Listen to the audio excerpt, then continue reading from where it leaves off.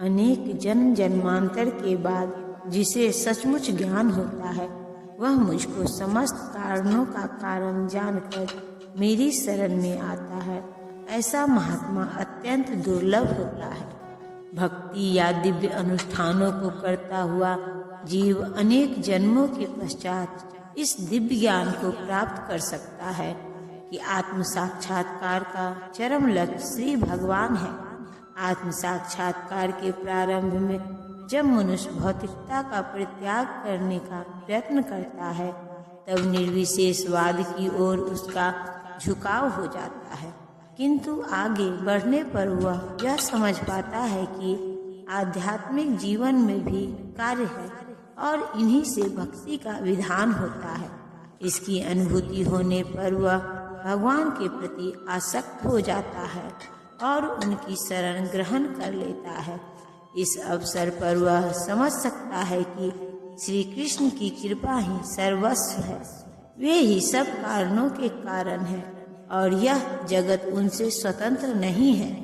वह इस भौतिक जगत को आध्यात्मिक विविधताओं का विपरीत प्रतिबिंब मानता है और अनुभव करता है कि प्रत्येक वस्तु का परमेश्वर कृष्ण से संबंध है। इस प्रकार वह प्रत्येक वस्तु को वासुदेव श्री कृष्ण से संबंधित समझता है। इस प्रकार की वासुदेवमयी व्यापक दृष्टि होने पर भगवान कृष्ण को परम लक्ष्य मानकर शरणागति प्राप्त होती है। ऐसे शरणागत महात्मा दुर्लभ है। इस श्लोक की सुंदर व्याख्या श्वेतासर उपनिषद में छांदोग्य उपनिषद में कहा गया है। जीव के शरीर की बोलने की शक्ति, देखने की शक्ति, सुनने की शक्ति, सोचने की शक्ति ही प्रधान नहीं है। समस्त कार्यों का केंद्र बिंदु तो यह जीवन है। इसी प्रकार भगवान वासुदेव या भगवान श्री कृष्ण ही समस्त पदार्थों में मूल सत्ता है। इस देह में बोलने, देखने, सुनने तथा सोचने आदि की शक्तियां हैं, किंतु यदि वे भगवान से संबंधित न हो तो सभी व्यर्थ है। वासुदेव सर्वव्यापी है और प्रत्येक वस्तु वासुदेव है।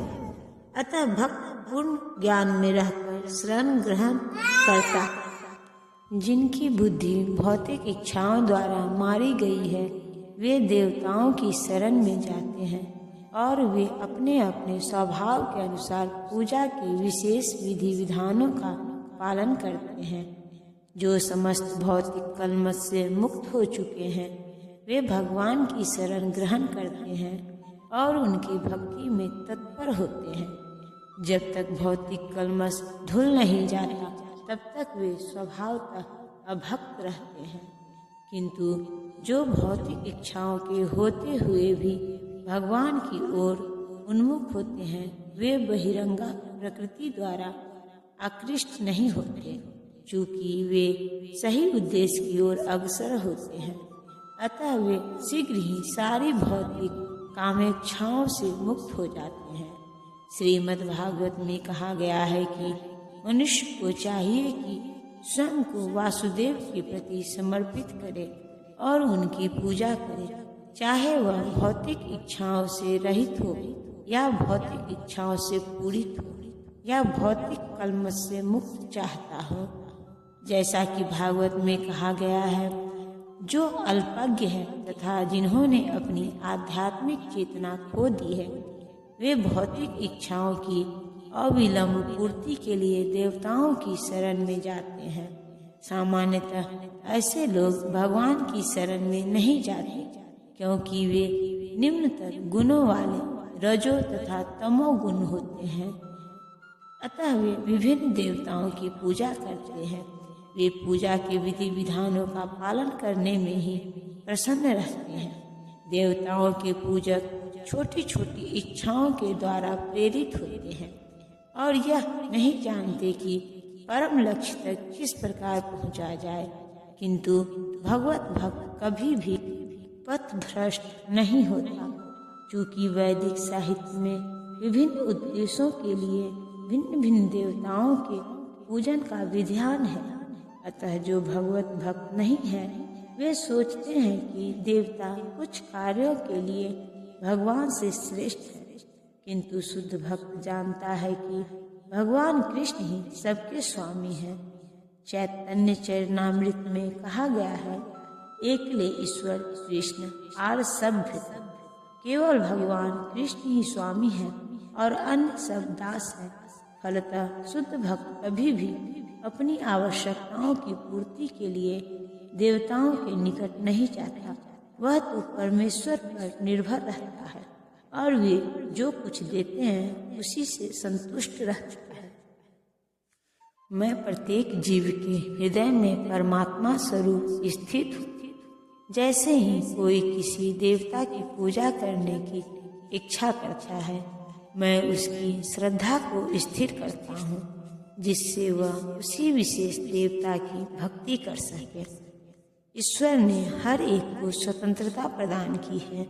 अतः यदि कोई पुरुष भौतिक भोग करने का इच्छुक है और इसके लिए देवताओं से सुविधाएं चाहता है, तो प्रत्येक हृदय में परमात्मा स्वरूप स्थित भगवान उसके मनोभावों को जानकर ऐसी सुविधाएं प्रदान करते हैं। समस्त जीवों के परम पिता के रूप में वे उनकी स्वतंत्रता में हस्तक्षेप नहीं करते, अपितु उन्हें सुविधाएं प्रदान करते हैं जिससे वे अपनी भौतिक इच्छाएं पूरी कर सके। कुछ लोग यह प्रश्न कर सकते हैं कि सर्वशक्तिमान ईश्वर जीवों को ऐसी सुविधाएं प्रदान करके उन्हें माया के पास में गिरने ही क्यों देते हैं। इसका उत्तर यह है कि यदि परमेश्वर उन्हें ऐसी सुविधाएं प्रदान न करे तो फिर स्वतंत्रता का कोई अर्थ नहीं रह जाता। अतः वे सबों को पूर्ण स्वतंत्रता प्रदान करते हैं, चाहे कोई कुछ करे, किंतु उनका अंतिम उपदेश हमें भगवत गीता में प्राप्त होता है। मनुष्य को चाहिए कि अन्य सारे कार्यों को त्याग कर उनकी शरण में आए, इससे मनुष्य सुखी रहेगा। जीवात्मा तथा देवता दोनों ही परमेश्वर की इच्छा के अधीन है।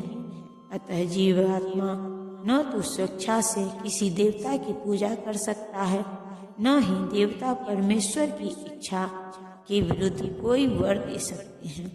जैसी कि कहावत है, ईश्वर की इच्छा के बिना एक पत्ता भी नहीं हिलता। सामान्यतः जो लोग इस संसार में पीड़ित हैं, वे देवताओं के पास जाते हैं, क्योंकि वेदों में ऐसा करने का उपदेश है कि अमुक अमुक इच्छाओं वाले को अमुक अमुक देवताओं की शरण में जाना चाहिए। उदाहरणार्थ, एक रोगी को सूर्य देव की पूजा करने का आदेश है।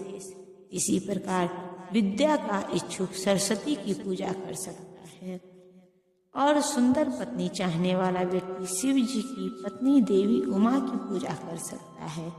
इस प्रकार शास्त्रों में विभिन्न देवताओं के पूजन की विधियां बताई गई हैं। चूंकि प्रत्येक जीव विशेष सुविधा चाहता है, अतः भगवान उसे विशेष देवता से उस वर को प्राप्त करने की प्रबल इच्छा की प्रेरणा देते हैं और उसे वर प्राप्त हो जाता है। किसी विशेष देवता के पूजन की विधि भी भगवान द्वारा ही नियोजित की जाती है। जीवों में वह प्रेरणा देवता नहीं दे सकते, किंतु भगवान परमात्मा है जो समस्त जीवों के हृदयों में उपस्थित रहते हैं। अतः कृष्ण मनुष्य को किसी देवता के पूजन की प्रेरणा प्रदान करते हैं।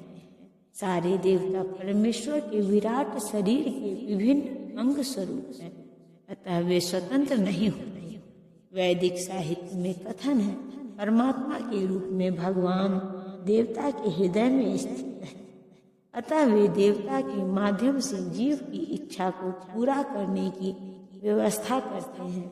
किंतु जीव तथा देवता दोनों ही परमात्मा की इच्छा पर आश्रित हैं, वे स्वतंत्र नहीं हैं।